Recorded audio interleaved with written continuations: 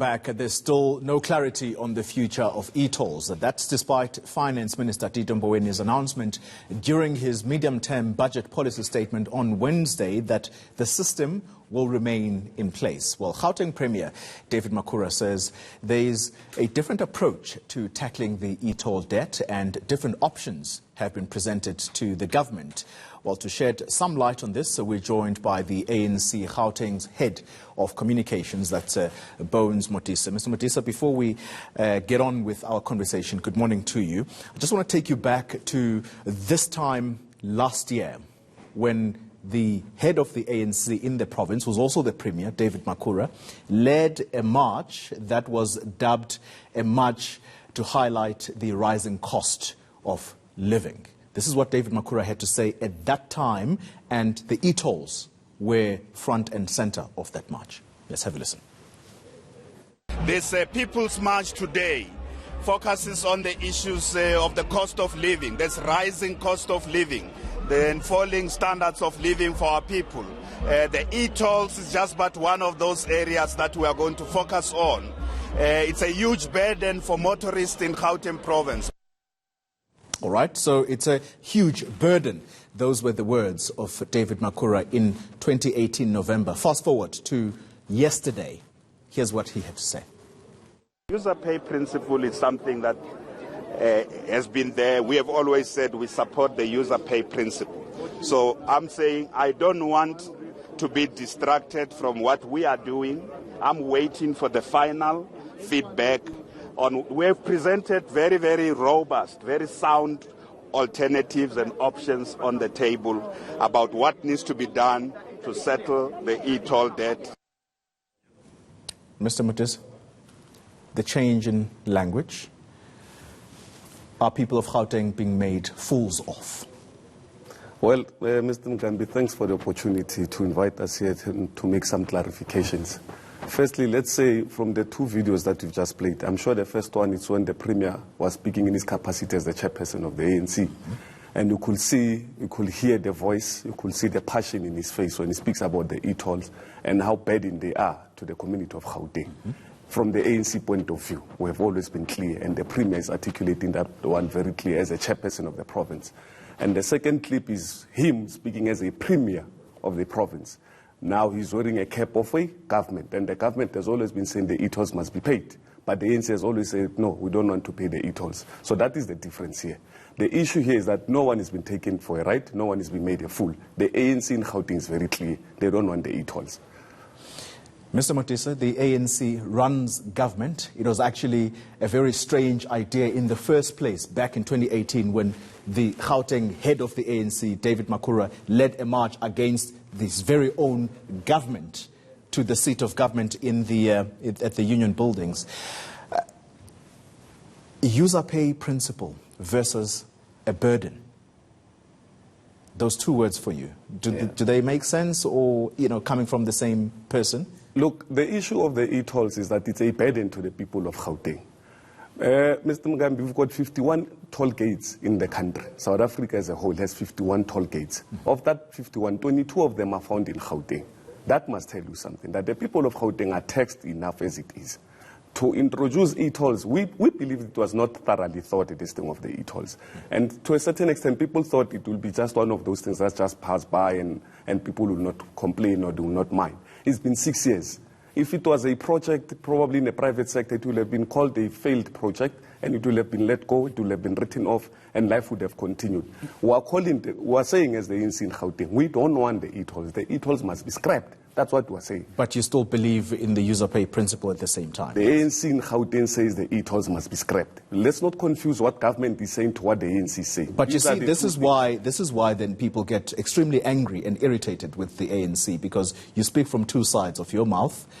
When it's convenient for you, it's fine for you to blur that line between party and state. You've just made that clarity right now as we speak, that was a Makhura in his capacity as ANC head versus a Makhura who is in government. Which Makura should we believe here? And I'm saying to you, between the two clips, look at the passion, listen to their voice as they speak. When Makura speaks as a premier and when he speaks as a chair, you can see and feel the difference. I'm saying to you, I'm here on behalf of the ANC. And I'm saying the ANC in Gauteng wants the e-tolls to be scrapped. That's what we've been saying. The PEC of the ANC in the last PEC had mandated Comrade Sputla to bring a research. Comrade Sputla brought the research, and the research that Comrade Sputla presented to the PEC still affirms the decision of the ANC in Gauteng to say, let's scrap the e-tolls. Let me ask you a simple question, straightforward. If the Transport Minister comes back saying e-tolls are going to have to stay, unfortunately, we're just going to lower the cost or the amounts of money that people have to pay, is that something you're willing to accept? For now, we are very clear. We don't want the e-tolls. These things that we are speaking about, we'll entertain them when we get there. All we are saying is that we don't want to have 2 or 3 or 4 options with regards to the e-tolls as a Gauteng PEC. We are very clear. We don't want the e-tolls. All right, let me bring another subject matter, and that is that of the people of Soweto, who for the longest time have claimed that it's the ANC that's always encouraged them not to pay for their electricity consumption. Lately, the language has changed, particularly from the top of the ANC and head of government, Cyril Ramaphosa. Let's have a listen to this soundbite of a member of the board of Eskom yesterday and what she said. We talked about the issue of municipal debt. You know, you're going to have to ask yourself, why is the municipals not paying? Why is Soweto not paying? Why do you think as a South African? It is obviously because, you know, when the ANC went out, you know, campaigning for the elections, they were very clear, you know, to South Africans to say that, or to Sowetans to say that you're actually not going to be, you know, you're not going to have to pay for electricity. You know, Minister Mboweni is talking about it, to say that there is this culture of non-payment that has actually, you know, been, you know, fostered for so many years. And now it's a problem. You know, when you actually say, can we maybe get national treasuries to actually give us the money, you know, instead of taking it to municipalities directly so that we can deal with what we need to deal with as Eskom, then those issues are actually a problem. So you therefore cannot sit at Parliament and ask board members about the issue of municipal debt, because we all know that the issue of municipal debt, the issue of Eskom, the issue of, you know, Soweto is not, you know, a decision that is made at board level. You know, there are actually, you know, political interests that are actually protected when it comes to those issues. A straightforward response from you, please, Mr. Modise. Is she lying when she says it's the same ANC that encouraged those people of Soweto to not pay for their electricity? I wouldn't know where she get that statement from. What I will tell you is that there's a culture of non-payment, because you would know during the apartheid Who encouraged that culture? During the apartheid struggle, yes. Our anger was directed to the state.